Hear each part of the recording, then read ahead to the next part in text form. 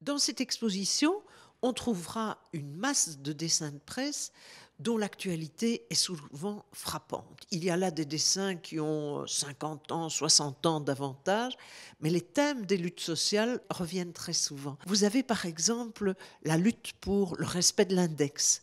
Eh bien, c'est, je pense, un point qui revient dans l'actualité. Vous avez des critiques de l'Europe. Vous avez des critiques de la politique du FMI qui appauvrit certains pays. Alors dans les caricatures que nous allons voir, c'est l'Argentine, mais aujourd'hui ce serait peut-être la Grèce.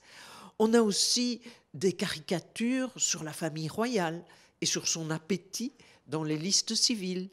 On a des caricatures de la religion dans ses superstitions, mais aussi le rôle politique de la religion, et notamment le rôle politique de l'Église catholique lors de la guerre d'Espagne.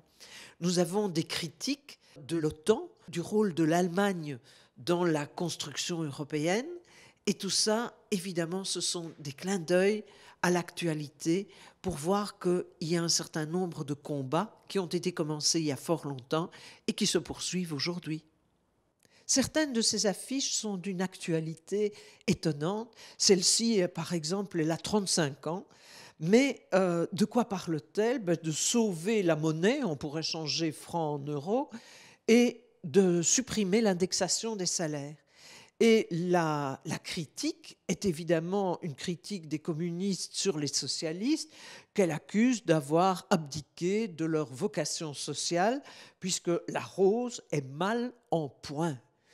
Et une des autres critiques envers les socialistes, c'est de s'être rapproché du néolibéralisme.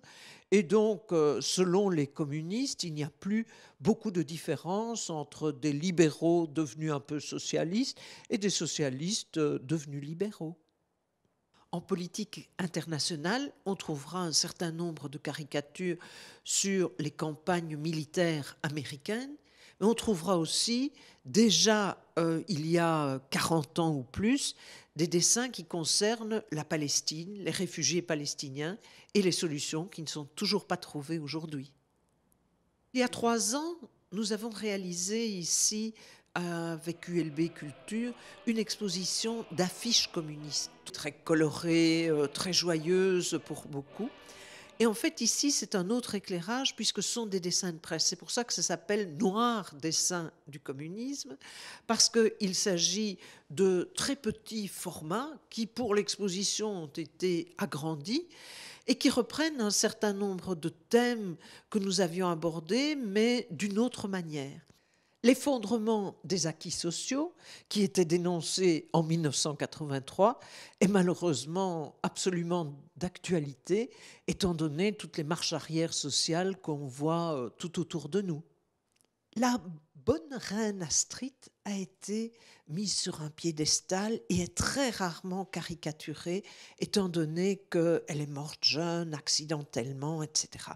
Et en fait, ici, nous avons une caricature exceptionnelle puisqu'elle nous montre la reine Astrid faisant parcimonieusement la charité aux pauvres, tandis que son mari Léopold III est occupé à signer à la chaîne des arrêtés royaux qui, au contraire, excluent un certain nombre de gens du chômage et donc créent des pauvres. Nous avons donc là un document tout à fait exceptionnel.